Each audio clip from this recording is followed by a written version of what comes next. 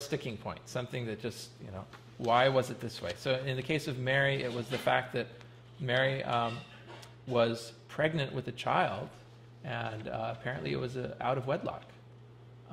And what has come down in the tradition is that it was a baby conceived by the Holy Ghost.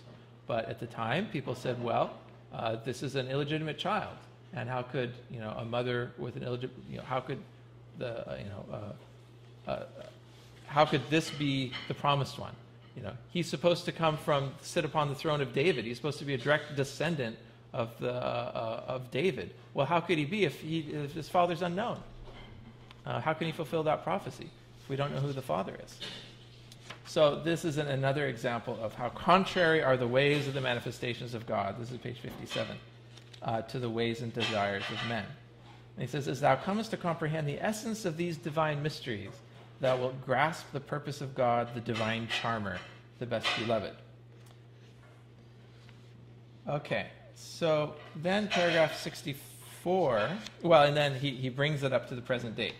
He says, well, the same thing is happening in this day. This is a key point. We can't miss this. So after mentioning the changing the Qibla, the homicide of Moses, the condition of the Virgin Mary, so you've got one for each: Islam, Christianity, Judaism. He then says, you have the same thing happening in this day. So what's happening in this day? This is paragraph 62, page 58. So this is important to the argument, because this is where all of what he said before is now coming to a point here. It says, and now take heed, O brother, if such things be revealed in this dispensation, and such incidents come to pass at the present time, what would the people do? I swear by him who is the true educator of mankind and the revealer of the word of God, that the people would instantly and unquestionably pronounce him an infidel and would sentence him to death. So, and of course, this is what happened. The Bab came and they tested. He was a test to them because he didn't come the way they expected. Although he was a Sayyid, he was a descendant of Muhammad. In many ways, he did fulfill the prophecies, and this is a point that's made elsewhere. It's made in the Dawnbreakers, for example. That famous conversation between the Bab and Mullah Hussein on the night of the declaration, May 23rd, 1844, when the Bab challenges Mullah Hussein. He says, so what are the conditions of what are you expecting this promised one to be? And Mullah Hussein says, well, he's going to be this and this. He's between this age, and he's going to be not smoke, and he's going to be free of bodily defect, and he listed a few things, and the Bab said, behold, all of these are manifest in me. So the Bab makes a point, and Baha'u'llah also makes a point, that although the Bab didn't come in the way that the Muslims literally expected, nevertheless, he actually did fulfill a lot of the prophecies.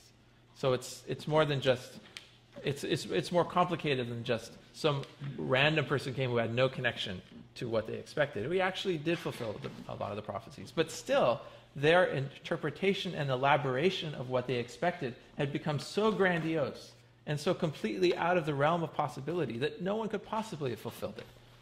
Baha'u'llah makes this point sort of humorously in Gems of Divine Mysteries, where he talks about, he quotes St. John the Divine about how when he comes, out of his mouth will proceed a two-edged sword, and his feet will be made of brass, and he describes him in this, and this fire will shine out of his eyes. And Baha'u'llah takes all of this. He says, what if such a being actually appeared? He said the people from the next town over would run away, let alone accept him or have anything to do with him. So Baha'u'llah sort of pokes fun in Gems of Divine Mysteries as well as here at this sort of the nonsense that's now sort of masquerading in the form of prophetic expectation. So he brings it up to the present day. He says the same is true in this day, that if someone comes without bringing with them all of the signs and portents that we're expecting, that of course they're going to be rejected, of course they're going to be killed. Of course, he doesn't mention the Bab, but that's obviously what he's talking about. That's the point he's making right here. Then in paragraph 64, there's an interesting aside. And the interesting aside is, it's interesting to us reading it today, reading backwards. At the time, you might just think, well, he's gone on a rhapsodic flight of mystical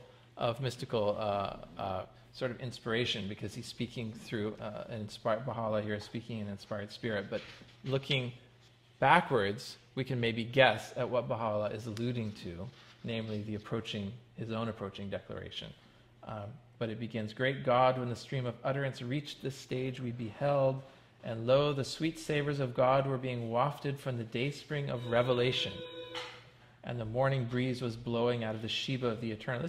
He's coming pretty close to saying this is a revelation from God. He's using even the word revelation.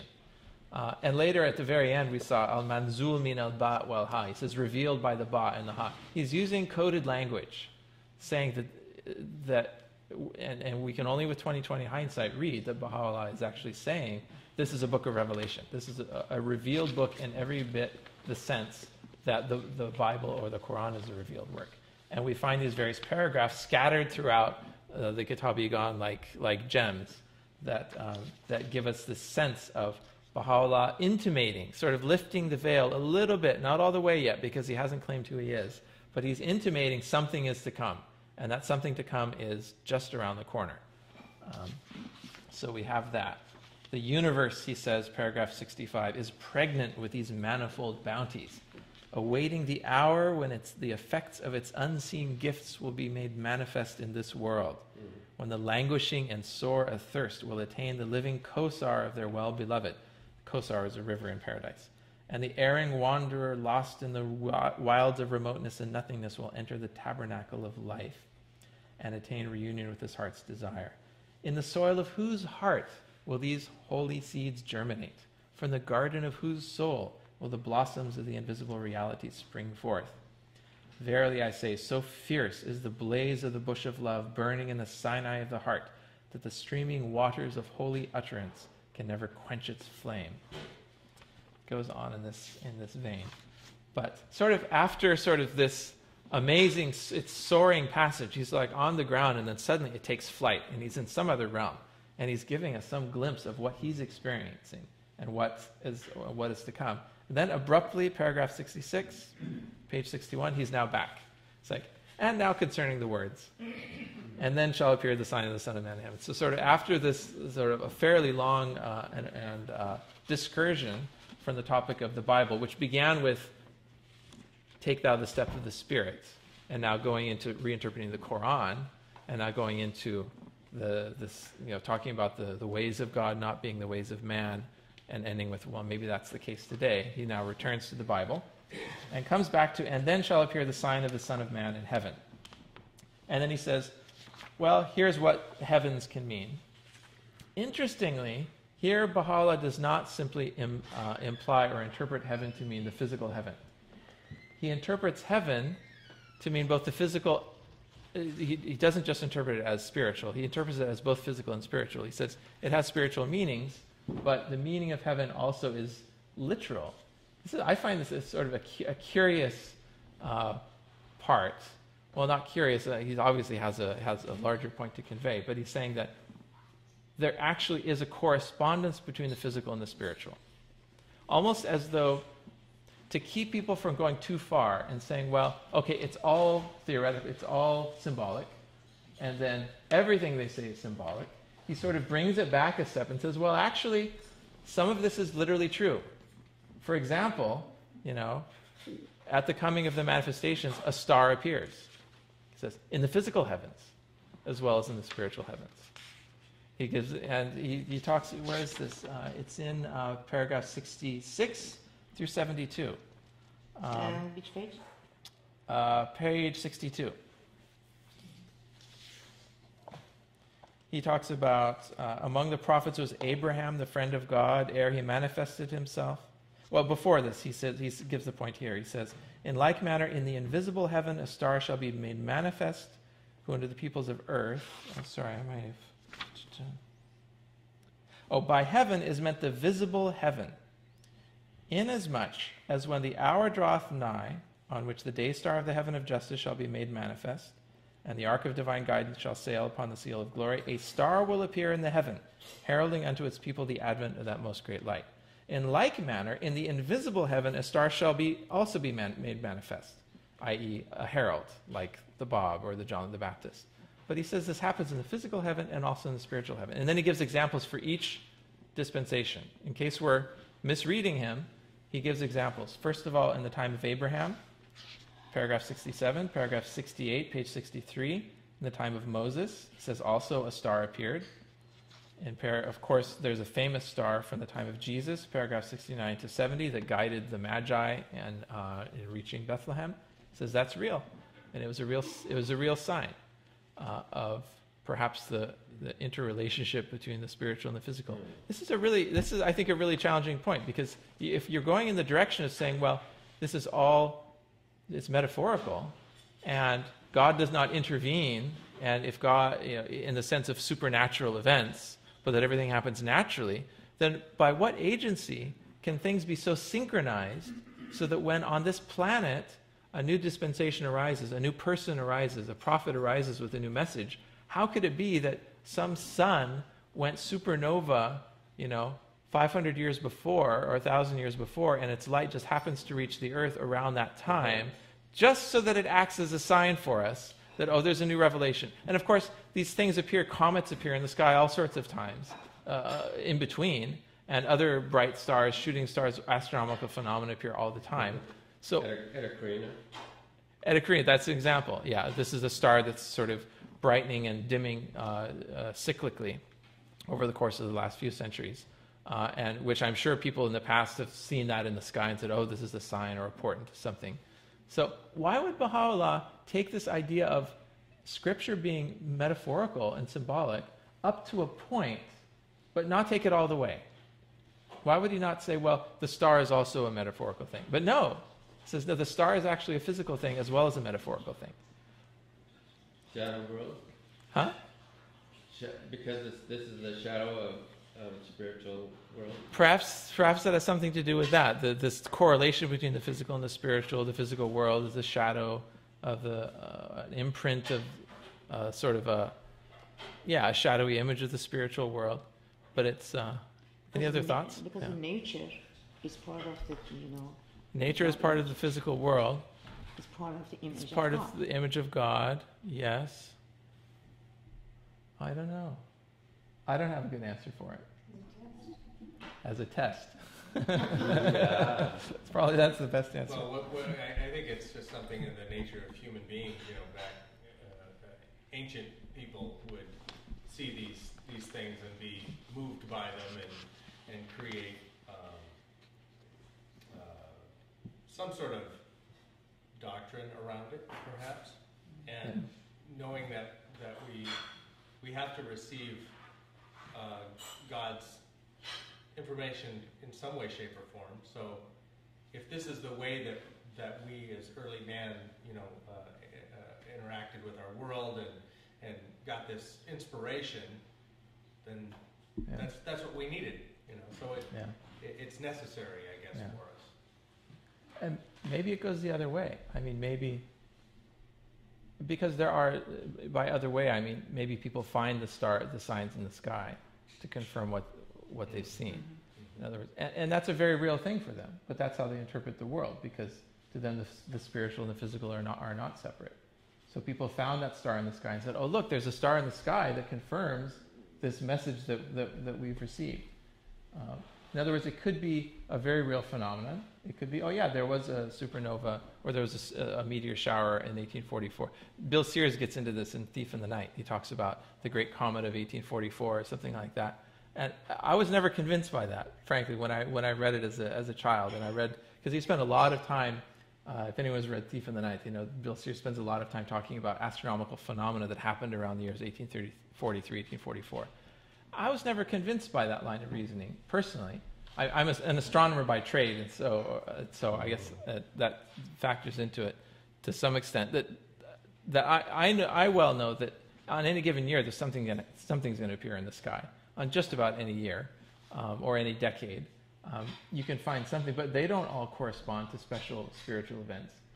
Why look for something? But maybe the act of looking for something is part. Maybe what Bill Sears did with Thief in the Night is what happened with the Star of Bethlehem. In other words, it was found later that there was something to give us a sense of assurance that yes, the spiritual and the physical are all part of one thing. Yeah. Seems to me that there's a parallel between words actually serving as a veil to divine revelation that is being channeled through words. And creation is the same thing, that our human understanding of creation becomes a veil to reading the book of creation, which is another way that God reveals his divine plan. We see there's the book of Revelation, there's a book of creation, and we can know God by either one. So in so many verses it says we must detach ourselves from the world and all that is therein, and people sometimes interpret this as, okay, creation is not God, and so we start saying what's not God, and we identify everything that's not God, and then we realize that even though it's not God, it's still here. So what is it? Yeah. And then we begin to look with a new eye and begin to hear the music of creation. So it seems to me that it might be the same thing, that there are physical things that are manifesting, but if we understand the world of creation with the human understanding, we'll miss the significance. We won't get the music. Yeah. And that when we look again, we see that the star is actually spiritually significant. That's very beautifully put. Yeah. Maybe Baha'u'llah wanted actually, just like eagle goes up there and then come down to the earth and take something and give it to the people and then connect it. Why I'm saying this? Because the people are not able to see that kind of the world. So Baha'u'llah make it simplified for them and connect that to the spirit. Maybe it's that. Yeah, maybe something like that. All right, let's wrap up. Let's try to wrap up this section because we have lunch now waiting for us. I don't think it'll take that long because we have we've come to the point of coming back now to the explanation of Matthew chapter 24, which about the stars and the sun and the moon and everything. We have the sign of the Son of Man in heaven, which Baha'u'llah affirms is a star in the heavens, in the visible and invisible heavens. He does refer to the mourning of the tribes and the coming in the clouds, paragraph 74. Well, hold on. There's the example. You asked about the mourning of the tribes. Yeah. He does say in paragraph 74, he says, these words signify that in those days men will lament the loss of the sun of the divine beauty, of the moon of knowledge, and of the stars of divine wisdom. So there you have a one-sentence explanation of the mourning of the tribes. Thereupon they will behold the countenance of the promised one, the adored beauty, descending from heaven and riding upon the clouds. Page 66, paragraph 74. So he does give a one sentence. He doesn't spend a lot of time on it, but he does say. These words signify that one? Yeah. Yeah. So then he comes to this descending from heaven, riding upon the clouds. And he explains, well, what is meant by clouds and smoke? This is now paragraphs 79 to 84, which is, first of all, talks about the meaning of heaven. Sorry, this is beginning of page 66, but taking us to the end of angels, which is going to be about page 80 or so. So this chunk of text from pages 66 to around pages 80 is sort of the end of Baha'u'llah's exegesis or symbolic explanation of this passage from Matthew.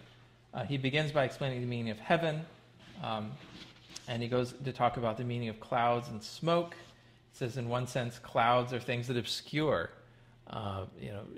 We have the sense of Jesus riding on the clouds as a sign of glory, and everyone will see him because he's riding in the clouds. But in another sense, there's a lot of clouds up there, you're not going to see him. So the meaning of clouds is he spends some time talking about this, and he talks about them more as something that veils us rather than something that makes clear. So in some sense, it represents the annulment of the laws and abrogation of former dispensations, the repeal of rituals and customs current amongst men. This is pages 71 to 72. The exalting of the illiterate faithful above the learned opposers of the faith. So all of these are things which are regarded as clouds. And he gives explanations about that. And then brings in the Quran by talking about the heaven being cloven by the clouds and the heaven giving out a palpable smoke. So in the midst of this biblical interpretation, he brings in a little bit of Quranic interpretation again.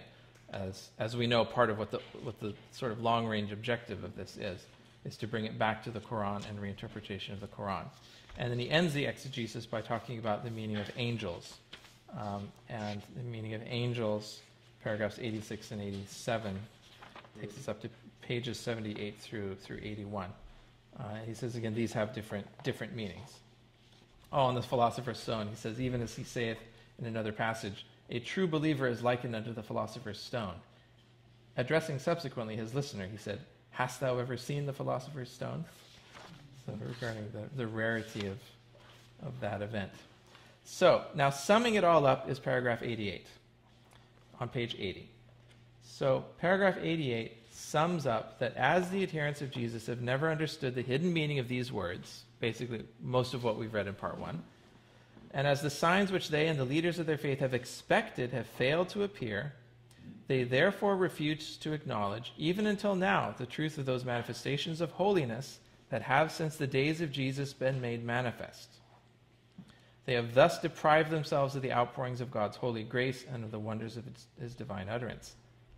They have even failed to perceive that were the signs of the manifestation of God in every age to appear in the visible realm in accordance with the text of established traditions, none could possibly deny or turn away, nor would the blessed be distinguished from the miserable, and the transgressor from the God-fearing. Judge fairly, were the prophecies recorded in the gospel to be literally fulfilled, were Jesus, son of Mary, accompanied by angels to descend from the visible heaven upon the clouds, who would dare to disbelieve? Who would dare to reject the truth and wax disdainful? Nay, such consternation would immediately seize all the dwellers of the earth that no soul would feel able to utter a word, much less to reject or accept the truth. I think that's the key. Reject or accept the truth. In other words, the rejection and acceptance of the truth, it's not a matter, if someone comes on the cloud, if someone, comes on the cloud and stands in front of you, you're not in a position to reject the truth or accept the truth. It's just a fact that's been presented to you. The question of acceptance or rejection no longer applies to something that's been demonstrated to you in such a manner. So in some way, if God wanted to appear in this way, if it was somehow better, it wouldn't be better. That's the problem. If this is how things happen, then there would be no distinguishing the believers from the deniers. Somehow that's important. Somehow we're touching upon something very important, mysterious, crucial about the world, about the universe, about human free will, about why we're here. And it has something to do with that we have a choice to accept or deny. Things aren't just handed to us. Revelations aren't just handed to us as mathematical equations are. They're given in a way that it requires some act of free will to accept it. And somehow that free act of acceptance and recognition, which is not an obvious thing, somehow is central to the purpose of creation itself. And in the spiritual realm, is there less free will, or, we don't know probably, but there's some importance of our exercising our free will while we're here. Yeah. Because conditions are different there, something like that. Another topic for a whole nother course is the afterlife. We know nothing about the afterlife. All we have are images, analogies, metaphors, the metaphor of the child in the womb and so forth. All we can say for sure is that we really know nothing about the nature of that. And to try to extrapolate from what we have here, we have free will, for example, or do we have free will in the next world? I think it's dangerous to try to extrapolate anything about the nature of the next world and say, we do or don't have free will, because nothing about the nature of the soul after after the death of the body is known to us. So God's making it really hard for us to understand Him, and throwing all these clouds and stuff like that, and then the people that make it through all that, Yes. God appreciates how much work they had to go through to get there, so that's the best bet. Yeah. It's But I was almost as hoping though... maybe after lunch we could go through this a little more, not this is Yeah. like the most important part of Yeah. flat. Yeah. Firing our way through it. And Yeah, paragraph 88 is really, I think, a pivotal paragraph, and it brings together a lot of threads of part one of the Egon. And it also, I think, touches upon the sort of mystery of existence, really. You know, why do we have free will? And I think people have debated and asked about this for millennia, and do we even have it? It's an active debate now. Do we even have free will? There's still people who argue very persuasively that, well, we think we have free will, but it's really an illusion, and we're really all 100% a product of our genetics and our upbringing and our environment. And but that, theologically speaking, for the perspective of the Baha'i writings and what they say about the reality of the universe, free will is a necessary part of that. And it's necessary because without free will, there is no point, there's simply no point to the... Maybe one way to put it is to put it in terms of the hidden word. I loved thy creation, therefore I created thee. Wherefore do thou love me, that I may name thy name and fill thy soul with the spirit of life. I may be mixing up two hidden words, but there's a couple of hidden words where Baha'u'llah says, Thou lovest me not, my love can no wise reach thee. love me that I may love thee. That's another hidden word. If thou lovest me not, my love can no wise reach thee. So we're created to know and love. That's the short obligatory prayer. That's sort of central point of everything, that knowledge, recognition, and love is central to the purpose of creation. And somehow God says, I knew my love for thee, therefore I created thee. So it's somehow even outside of time. It's like somehow without consciousness actually evolving on this planet and developing the capacity to, first of all, to have self-awareness, and then beyond that, to have awareness of others beyond its own self that also have that same awareness. And beyond that, to realize that we all have something in common, and that the self-awareness ultimately has a point to it, and then that point has something to do with recognizing the source from which we came. That's all wrapped up into the purpose of creation. And without free will, that purpose can't be affected. That purpose can't be realized. If there was a universe full of robots, or full of plants and animals and minerals and whatever, and there was no consciousness, Abdu'l-Baha talks about this in some answer questions. He said it would be imperfect. It would be like a body without a head. It would be because the purpose of it somehow is consciousness. Somehow the emergence of consciousness, particularly consciousness that's able to recognize and have some stand in some relationship to its origin, is somehow, and completing the circle of existence, the circle of emanation and return, completing the cycle of the breath, the breath of God, the utterance of the word be and it is, which is the arc of descent, and the inhalation, the return of the soul to God. Somehow there's a circle that has to be completed, and that circle is only completed through the free act of will. It's something that philosophers have touched on and mystics have touched on, and there's no, I think, simple way to sort of encapsulate it, and there's certainly no way to prove it. There's no way to sort of turn this into a logical set of propositions. It's just one of these fundamental statements that either you take it as true or not. That yes, consciousness and will are key to the universe, or no, consciousness and will are, if they even exist, are epiphenomenal froth, are incidental to the evolutionary pathway that this planet has taken. But I think we stand more firmly in the first camp, and that this is connected to the whole language that the prophets have used, the symbolic language, the difficult language, the testing. All of this has to do with the human will and capacity to to believe, and the importance of having purity of heart and hearing the music instead of just seeing the notes. So we're bringing this to a close, and that, with the section of 88, paragraph 88, sort of opens up what I would say is sort of the third section, shortest but third section in part 1 in book 1 of the Kitab Yagan. The first section talking about the sort of story of the prophets and the rejection of the prophets. The second section being this exegesis of the book of Matthew. And then the third section coming out and making these general points about the objections of the divines and people in every age and century, summing up what's come before, and dealing with a point that may not be so relevant to us now, and I'm going to mention it in passing, but was certainly relevant to the point, to the time, which is, and to an Islamic context, which is in answer to this issue about, well, if you're trying to convince me that I have to interpret the Bible in symbolic terms to get at Muhammad's truth in order to make the same point about the Quran, well, my reply is, well, you don't have to believe in the Bible anyway, because the Bible was corrupted from the beginning.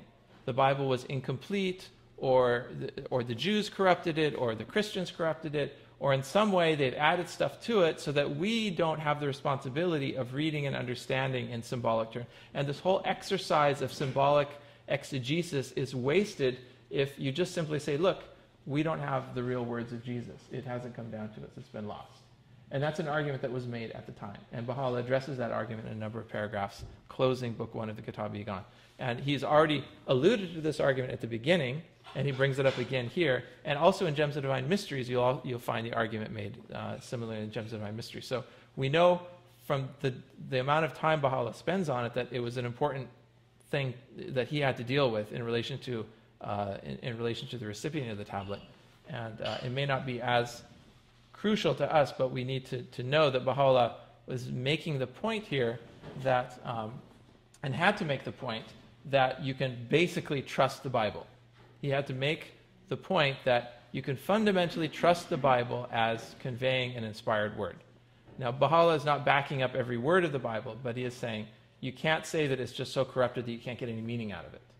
And Baha'u'llah has to make that point because the whole structure of the argument of part 1 of the Yagan is predicated on being able to say that you have to interpret the Bible in a non-literal way to get at the truth of Muhammad. Because that's the same argument he gives for the Quran. Okay, so he's dealing with this accusation of the corruption of text, and this takes us actually from paragraphs 91 to 98. And he goes into some details. This is paragraph 91 is on page 83. So we're going from page 83 all the way to page 89, 90. And he says basically it did happen in the past in a few particular cases that were more or less justified historically. He gives some examples. He refers to the corruption of the text actually as referring to their misinterpretation and not that the actual words have been changed. He's saying the same thing is happening today. So he deals with that argument. And then he gets into the closing passages then, beginning in paragraph 99. And in these closing passages, he appeals to the seeker, to the uncle of the Bab, to have purity of heart. He exhorts him to soar in the holy realm of the Spirit. And he issues an exhortation and a warning to the people of the Bayan, the Babis, who at this point, this is now 1861, the Babis now have largely rallied around Baha'u'llah, effectively, although Mirza Yahya is still the nominal head. He's been out of the picture. He's sort of taken himself out of the picture, hidden himself away, actually been afraid to show his face for a lot of this time. So Baha'u'llah has effectively become the center of the Babi community. And Baha'u'llah is exhorting and warning the people of the Bayan not to do the same thing that the Muslims did and the people before them. He can already see it coming. Baha'u'llah can already see it coming that when he announces his own prophetic claim, that the Babis now are going to rise up against him in the same way that the Muslims rose up against the Bab. So he takes a paragraph and sort of warns them. And of course, as we'll see, they didn't, many of them most of them accepted eventually Baha'u'llah, but a large portion of them did not. And of course, most prominently his half-brother did not. And that had just untold consequences, I think, on Baha'u'llah's revelation that we don't appreciate well enough today, because we don't have access to all the historical documents and we don't have access to all the writings of Baha'u'llah during this period. But between the period of 1863 and, I don't know, well into the Akka period, a huge portion, we don't know it because it hasn't been translated, but a huge portion of Baha'u'llah's revelation and a huge fraction of his energies, one might say the greater portion of his energies, were taken up explaining and repeatedly explaining, justifying, and defending his claim against those Babis who didn't accept it.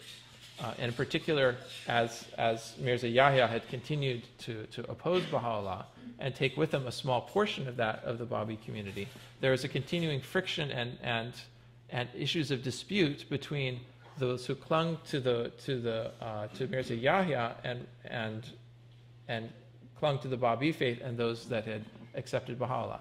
And that drained, I think, so much of the energy and the time that Baha'u'llah could have spent writing about other things, answering other kinds of questions. But when you look at the writings of this period, it's really completely immersed and necessarily in this work of just establishing his own legitimacy and the truth of his own message. And so you catch maybe a glimpse of that here in that last paragraph in part 1. So we'll have lunch and a nice break, wander around this beautiful farm, and come back at Farah. When are we coming back? At 2? Let's see. 2 sounds good. It's at 12:30 right now. Okay. And, So that's enough time for lunch and. Yeah. Let me ask you this: would you like to take a tour of the farm first and then eat lunch, or are you starting? وسبنا توانم را توانایی بخش چشم را روشن کن و گوشم را شنوانم تا آهنگ ملکوت بشنوم و فرح و سرور ابدی جویم. تویی دهنده و بخشنده و توانا، یا ارحم الراحمین.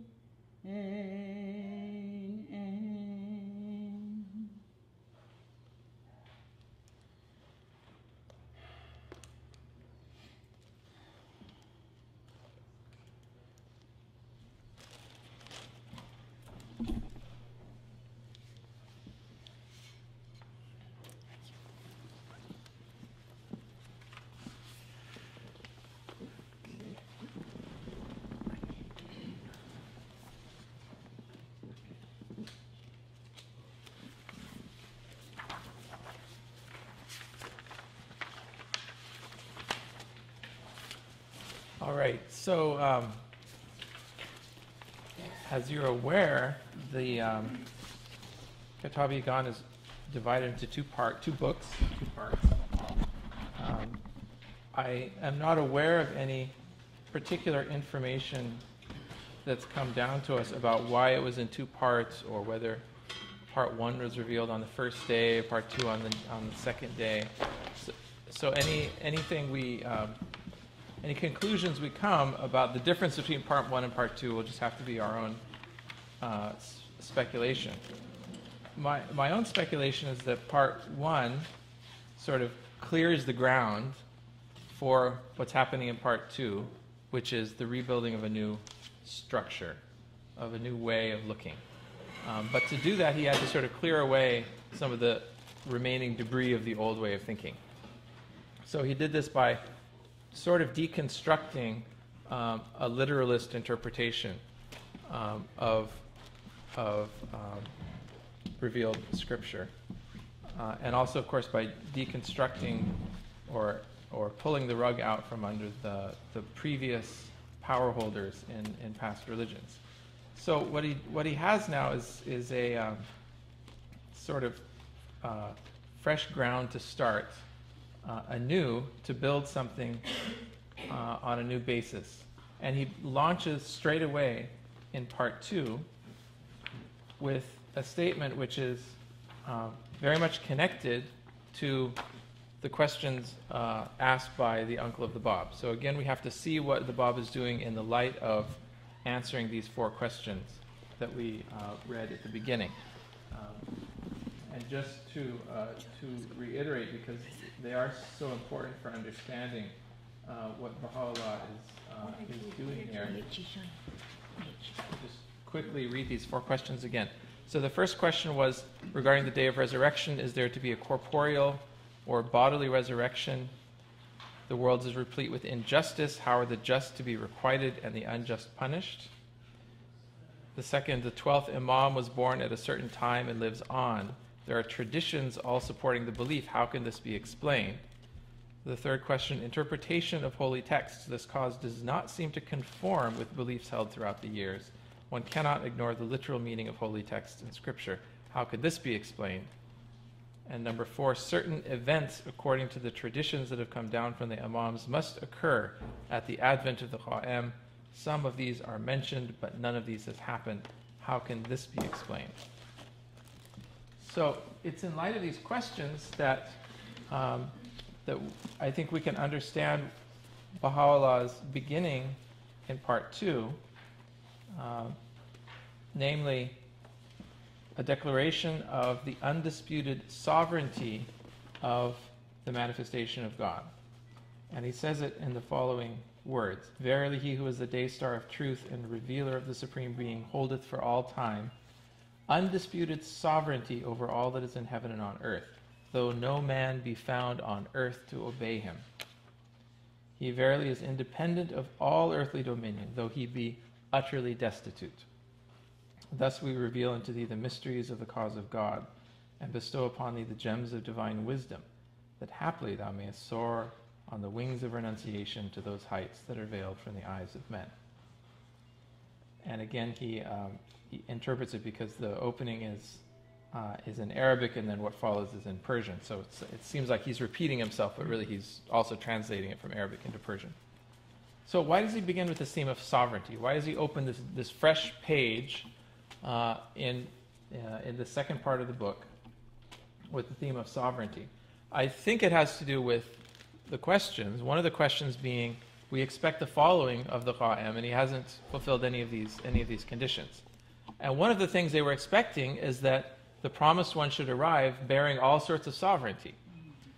He would arise, bring power with him, stand at the head of armies, come from this great city with 12 gates on each side, Jabal Qa and Jabar Sa, the descend from heaven, and then the armies will issue forth from these cities. And they're expecting something basically similar to what some of the evangelical Christians believe.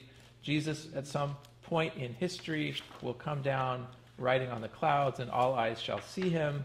And this is going to be an event that no one will be able to mistake, and he will bring all the sovereignty with him, and he will rule for 1,000 years, and there'll be a reign of peace on the earth. It's the same kind of reasoning, the same kind of interpretation of prophecy that has led to this idea that the coming of each manifestation, whenever they come, not like a thief in the night, which it says elsewhere in the Bible, but really with the fanfare of trumpets and with the angels descending rank upon rank and so forth. Of course, Baha'u'llah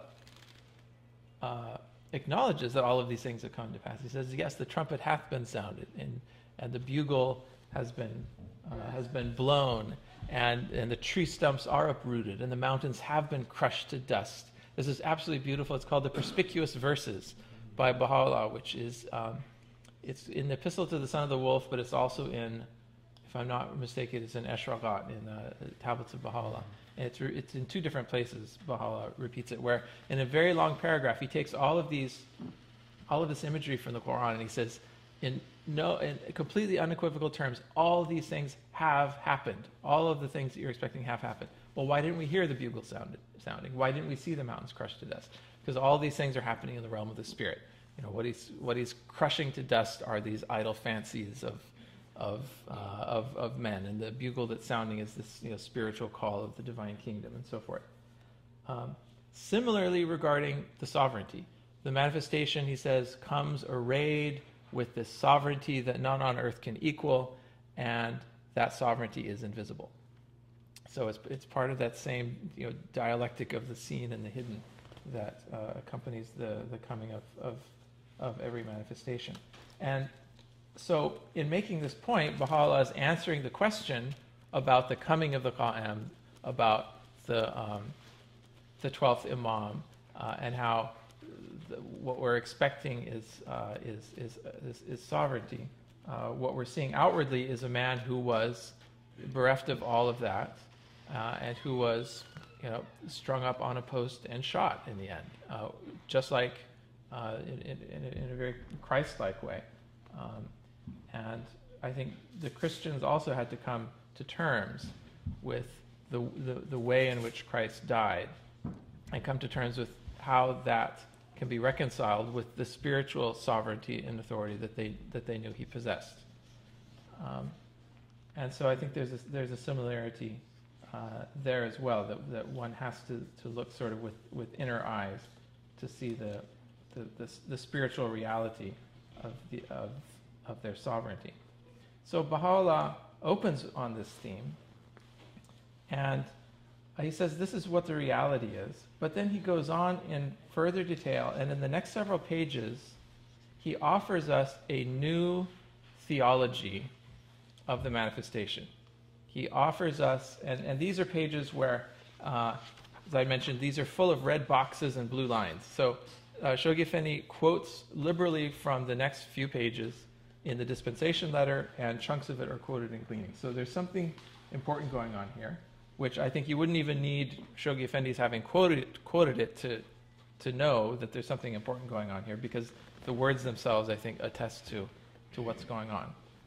Baha'u'llah is telling us essentially what the manifestation of God is, and what their relationship to the unknowable essence God is. He says, first of all, affirms, and this is page 97, paragraph 103, that they have this all-compelling power and invincible sovereignty.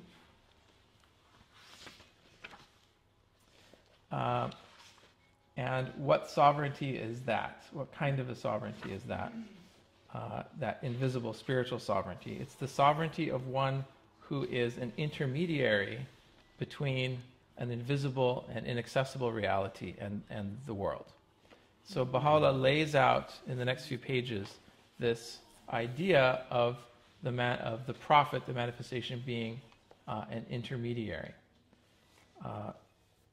And it begins, first of all, by expressing the absolute transcendence of that being, which to us they are the intermediaries of.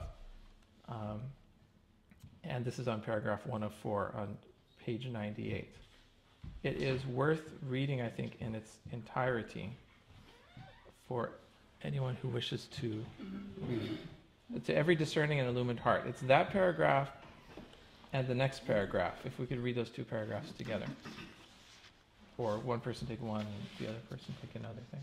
To every discerning and illumined heart, it is evident that God, the unknowable essence, the divine being, is immensely exalted beyond every human attribute, such as corporeal existence, ascent and descent, egress and regress. Far be it from his glory that human tongue should adequately recount his praise, or that human heart comprehend his fathomless mystery. He is and hath ever been veiled in the ancient eternity of his essence, and will remain in his reality everlastingly hidden from the sight of men. No vision taketh in him, but he taketh in all vision. He is the subtle, the all-perceiving. No tie of direct intercourse can possibly bind him to his creatures. He standeth exalted beyond and above all separation and union, all proximity and remoteness. No sign can indicate his presence or his absence, inasmuch as by a word of his command all that are in heaven and on earth have come to exist, and by his wish, which is the primal will itself, All have stepped out of utter nothingness into the realm of being, the world, the visible. Gracious God, how could there be conceived any existing relationship or possible connection between His Word and they that are created of it? The verse, God would have you be aware of Himself, unmistakably beareth witness to the reality of our argument, and the words, God was alone, there was none else beside Him, are a sure testimony of its truth. All the prophets of God and their chosen ones, all the divines, the sages, and the wise of every generation unanimously recognize their inability to attain unto the comprehension of the quintessence of all truth, and confess their incapacity to grasp Him, who is the inmost reality of all things. So this idea of the unknowability of God, of course, is challenging to certain religious orthodoxies that would put God Himself in the world. Particularly the Christian idea that Jesus is God, actually God Himself on earth, would be challenged by this idea that there is that unknowable essence is forever disconnected or unconnected and unrelated to this world. What we have then is instead perhaps the image that we're familiar with of the manifestation as a mirror that reflects the light of something which is so vastly greater that it couldn't even possibly physically come down upon the earth. The sun couldn't come down upon the earth without burning it up. The only connection we can have with that reality is through the medium of the rays of light that are reflected in the mirror, which, although it does not capture the totality of that essence, it nevertheless brings to us certain attributes of that sun. It speaks of the roundness of its disk and the quality of its light, and we learn all sorts of properties of the sun just from looking at its light, without ever actually going and standing on the surface of the sun. But what Baha'u'llah seems to be saying here and elsewhere is even beyond that. I mean, we can use the analogy of the sun and the mirror and the light and the earth, and that's helpful. That takes us a certain degree, because that emphasizes for us that yes, there's no physical descent of the sun upon the earth, and it's very helpful to think of the manifestations in the prophets as a mirror, because one thing that does for us very helpfully is it enables us to understand how at one and the same time you can point at a mirror and say that's the sun, or you can point at the mirror and say that's a mirror. And depending on what you're referring to, you can be pointing at exactly the same thing, but you can either be referring to the image in the mirror, or you can be referring to the frame of the mirror itself. So that sort of resolves a conundrum that existed. Well, is Jesus God or is He a man? Well, yeah, it's both. And absolutely God in the sense that those attributes are reflected within Him. And yes, absolutely a man in that He's a physical being who walks among us. But as I want to suggest, even that analogy, all analogies break down at some point. And even this analogy, I think, breaks down to the degree that unknowable essence is even beyond. The analogy of the sun doesn't do justice to the unknowability of the unknowable essence, because we can very well understand that, and just the fact that we can think of there's a sun and a mirror and a recipient of the light reflected by the mirror means that we have a pretty good grasp of what the sun is. I mean, we all have a pretty good grasp of what the sun is without ever having stepped on the surface of the sun. We know it's a big flaming ball of hydrogen, and we know a few facts about the sun. We actually scientifically know a whole lot about the sun. It's a very simple body, actually. There's not much to it. It can be modeled really well in computers. It's a pretty well understood thing. But as far as we know, and everything we've been able to observe about the sun confirms the theories that we have about the sun. Now, the thing with the unknowable essence is that it's even beyond being being addressed as an object of our conception. It's beyond even being thought about. It's a tough sort of idea to express, but I'll read a couple quotations that will I think put a little bit more substance to that. And they're very challenging, so I invite you to bear with me as I read them. And these may be things you've heard before and just not thought about in this way, or these may be things that you haven't heard before. First of all, we have to look at the basic attributes of God that we think of as, well, we don't understand God, but we can say a few things about God. Well, God exists, and there's only one of him, or it. We might say, well, okay, we don't understand anything about God, but we can say that God exists for sure, and we can say that for sure there's only one God, there's not two gods. And we might, without thinking about it too much, say, well, yeah, these are pretty unobjectionable statements. But if you dig a little bit deeper, you find that even those statements put a certain limitation on that essence. So let's hear Baha'u'llah himself in the Hidden Words. He says, "My eternity is my creation. I have created it for thee. Make it the garment of thy temple. My unity is my handiwork. I have wrought it for thee. Clothe thyself therewith, that thou mayest to all eternity be the revelation of my everlasting being." It's like his own unity is something that he's created for us, not necessarily something that belongs to him, but it's something that's for us. Baha'u'llah, "If I attempt to describe thee by glorifying the oneness of thy being, I soon realize that such a conception is but a notion which mine own fancy hath woven, and that thou hast ever been immeasurably exalted above the vain imaginations which the hearts of men have devised." So even addressing God in his oneness is something which he's far beyond. The Bab says, "No one hath ever been able befittingly to recognize him, nor will any man succeed at any time in comprehending him as is truly meet and seemly. For any reality to which the term being is applicable hath been created by the sovereign will of the Almighty, who hath shed upon it the radiance of his own self." So even the word being is something which is secondary. It's something that's an element of that which is created, not that which is uncreated. Abdu'l-Baha in Some Answer Questions says, "The divine reality is sanctified from singleness.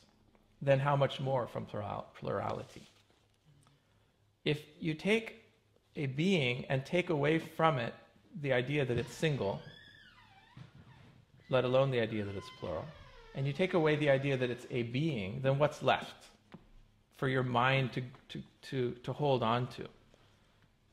I mean, even though I'm trying to get at, even though we think of God as some invisible, great invisible essence that we have no conception of, but still in our minds we think of it as a being. There's an entity with a consciousness. It wants something. It loves. It desires things. It creates things. The moment we do that, we are already putting it in a category which it, and just even saying it, is already putting it in this category of being, does not belong. There's no way to properly address God as an object of thought. Listen to what the Bab says about the nature of prayer. "He who worshipeth God through anyone but him, by gazing at his own self as the worshipper, and at God as the object of his worship, hath joined partners with God, and hath never worshipped him." What does that mean? Yeah. Isn't that how we address God? Isn't that how we think about God? As the object of our worship? But what's left if God is no longer the object of our worship?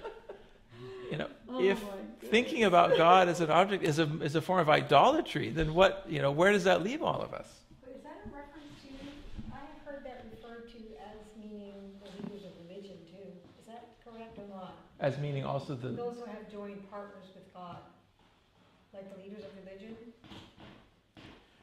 I don't see that in here. He's just saying anyone who worships God. Could it also Yeah. refer to other places that Oh, way? could it also refer to them? Oh. I'm not sure. All right, let's read a couple of more, and then I'll sort of leave you with that. You tease us. So Abdu'l-Baha says in some answer questions, reflect that different peoples of the world are revolving around imaginations and are worshippers of the idols of thoughts and conjectures. They're not aware of this. They consider their imaginations to be the reality, which is withdrawn from all comprehension and purified from all descriptions. They regard themselves as the people of unity and the others as worshippers of idols. But idols have at least a mineral existence, while the idols of the thoughts and imaginations of man are but fancies and have not even mineral existence. And in a similar vein, Abdu'l-Baha says, now all people worship an imagination, for they have created a God in the realm of imagination, and him they worship. If you ask a soul when he is praying, who art thou worshipping? He will say, God. Which God? The God of my conception.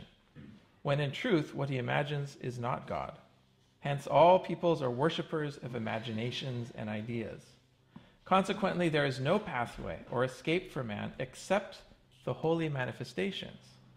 For as we said, the essence of divinity is pure, is holy, and cannot be brought into the world of ideas. That which can be brought to ideation are the holy and divine manifestations.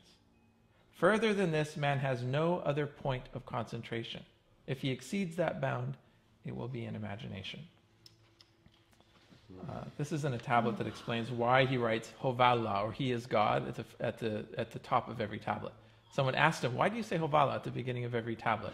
At the beginning of every prayer, it starts with this, he is God. Well, who is God?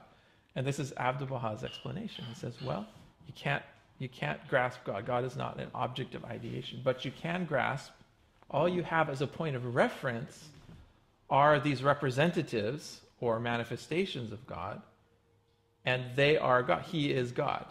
He is the manifestation, in the sense not of the essence, but in the sense that they are our only point of reference to the divine. When people ask Shoghi Effendi, how should I pray? Who should I pray to? He would always say, the best course of action is to pray to the manifestation of God, not to God himself. So they could say, well, if you want to, you can pray to God, but really he recommends, I'm paraphrasing here, sir, recommends that you pray to the manifestation of God, because that's an actual point of reference, a real point of reference. It's not, you're not in danger of putting some imagination in your head as to what that thing is to whom you're directing your prayer. Anyway, so Baha'u'llah establishes this essential unknowability of the divine essence. So what's left for us then? What connection can we have? Why don't we just sort of give up and go home at this point? And this is where paragraph 106 comes in on page 99. And this is that key statement of the reality of the manifestations. Could someone read that? The door of the knowledge. Page 99. The door of the knowledge of the Ancient of Days, being thus closed in the face of all beings, the source of infinite grace according to his saying, his grace hath transcended all things. My grace hath encompassed them all, hath caused those luminous gems of holiness to appear out of the realm of the Spirit in the noble form of human temple, and be made manifest unto all men, that they may impart unto the world the mysteries of the unchangeable being, and tell of the subtleties of his imperishable essence.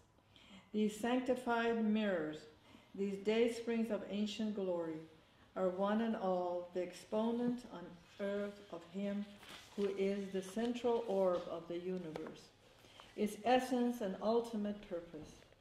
From him proceeds their knowledge and power. From him is derived their sovereignty.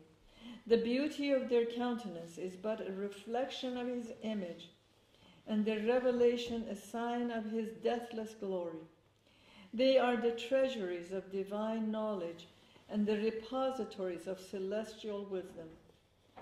Through them is transmitted a grace that is infinite, and by them is revealed the light that can never fade. Even as he has said, there is no distinction whatsoever between thee and them, except that they are thy servants and are created of thee. This is the significance of the tradition. I am he, himself, and he is I, myself. I have a little question mark on this quotation from, I guess this is quotation from, there is no distinction whatsoever between thee and them. That's a tradition of Ali. It's a hadith of Ali. Yeah. Okay. Of Ali? Yes. About? There is no distinction whatsoever between the Ali, the nephew of Muhammad. His son-in-law. Son-in-law. Yeah. So this is Again, there is no distinction between Ali and Muhammad. You know? No, there's no distinction whatsoever between thee, God, The God and the manifestation, right? I think so. Yes. That they are thy servants. so Ali says this. So Ali is saying this regarding Oh, I see. Okay. Muhammad, regarding God and the prophets. For me, this paragraph is sort of ground zero for our understanding of the manifestation, and it gives us, of course, the basic metaphor of the mirror, but beyond that, just these beautiful statements about there being our point of reference for the divine. So after establishing that, you can see where he's going, where he may be building this with regard to the sovereignty of the manifestations, sort of keeping that answer in mind.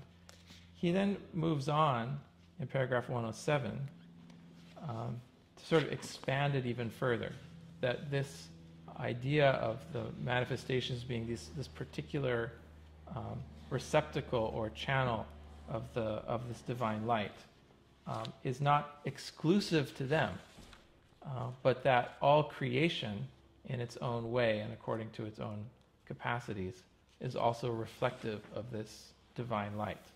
He says, nay, whatever is in the heavens and whatever is on the earth is a direct evidence of the revelation within it of the attributes and names of God, inasmuch as within every atom are enshrined the signs that bear eloquent testimony to the revelation of that most great light. Methinks but for the potency of that revelation no being could ever exist. How resplendent are the luminaries of knowledge that shine in an atom, and how vast the oceans of wisdom that surge within a drop. To a supreme degree is this true of man, who among all created things hath been invested with the robe of such gifts, and hath been singled out for the glory of such distinction. For in him are potentially revealed all the attributes and names of God to a degree that no other created being hath excelled or surpassed. So lest we felt left out by that last statement about the special station of the manifestations and their special relationship to that invisible essence, he says that every atom also partakes of that revelation in its own way, and there's a hierarchy. There's all creation, every atom, and then to a supreme degree is this true of the human reality, and then among all people, the sort of the highest and expression of that divine light is found within the prophets. I was wondering about the use of the word atom. Weren't they just scientists just figuring out the existence of atoms? Well, the modern conception of the atom was being formulated around that time, but the idea of atoms actually goes way back to the ancient Greek philosopher Democritus, around 500 BC, who actually coined the term atom. So they have it comes from the Greek. That word. Yeah, it was this unbelievably sort of prescient, logical leap by someone well before the advent of modern science, the idea that there were fundamental constituents of matter. So the idea of there being atoms has been around as long as philosophy has been around. So Baha'u'llah saying this isn't necessarily he isn't necessarily saying this within the context of the modern scientific conception of the atom. It's just the idea that there are particles that are fundamental. Yeah. This reference to light, is that talking about knowledge, or is it talking about God's essence? Because it mentions divine light. Yes. And then it also, in reference to that, mentions knowledge. A lot of knowledge, incredible amount of knowledge. Yes. So, what is that in reference to in their faith when they mention divine light? Is that a reference to God, or is that a reference to Baha'u'llah, or? Well, in a sense, that most great light. Well, you can get hints from how the Guardian uses capital letters to start with. So at the bottom of page 100, when he talks about the signs that bear eloquent testimony to the revelation of that most great light, the fact that he's uppercasing light means that in the Guardian's interpretation, this light is a reference either to God or to the level of the manifestations of God, because those are the things that get capitalized. So that most great light then would then either be the light of God or the light of the manifestations of God, which from our perspective, it's the same thing. I mean, you're sort of playing with words at this level to say, well, it's God or it's the manifestation, because... Yeah, but somewhere along the line it says light of knowledge. It says something about light of knowledge or something. How resplendent the luminaries of knowledge that shine in an atom, and how vast the oceans of wisdom that surge within a drop. So there are luminaries of knowledge in the atom and oceans of wisdom within a drop. Something else I saw, but I heard, sorry. You heard something else? If you back up, it says, nay, whatever is in the heavens and whatever is on earth is a direct evidence for the revelation within it of the attributes and names of God, inasmuch as within every atom are enshrined the signs of their evident testimony to the revelation of that most great light. Methinks, but for the potency of that revelation, no being could ever exist. So the thrust of your question is whether there's some special status given to light and light's relationship to knowledge, or... Again, I heard something with regards to referring knowledge to light. Yeah. So I'm just wondering if there's also a sort of connection between light and attributes, divine attributes, as opposed to referring as light to God. So, if they're referring to light as divine knowledge or divine wisdom or something else. Because, this whole association with light is in a lot of Baha'i writings. Yes. So I just want to make sure that, yes. Well, the word Baha